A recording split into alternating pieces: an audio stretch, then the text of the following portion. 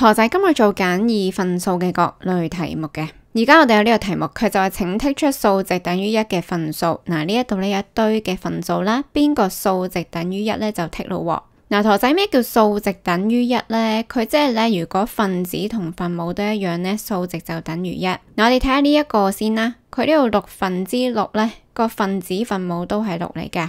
咁即係話一個圖咧，分開6份，要晒6份，咁咪即係成個圖啦。呢一度係一個圖嚟嘅，咁就係一個圖。呢一度呢個數值就係1啦，咁所以就剔呢一度。咁樣亦都即係一個圖嚟嘅。跟住到9分之9呢，就將一個圖分開9份，要晒9份啦。嗱，陀仔呢度咁樣，咪即係等於一個圖咯。咁所以就數值係1嚟嘅，剔埋佢啦。跟住到2分之0啦，一個圖分開2份，要冇1份。嗱，呢一度呢係冇藍色噶，因為冇啊嘛，呢度0。咁所以呢度個分子同分母呢唔係等於嘅，佢個數值就唔等於1噶啦。嗱，再嚟呢度12分之5，呢度分開12份，要5份啫。咁你見到呢個分子係5啦，分母就12啦，兩個唔等於噶喎。咁呢度呢亦都唔係要晒成個圖，咁所以就唔係1嚟嘅，錯咗啦。嗱，再嚟2分之2，一個圖分開2份，要晒2份，咁咪即係成個圖啦，咁所以就剔啦。呢一個都係等於1嚟嘅。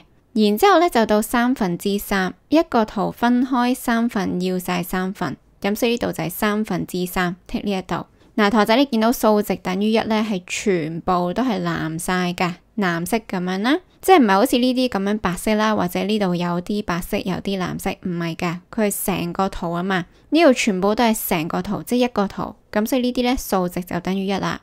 嗱，跟住到呢一度我哋要剔呢數值等於0嘅份數。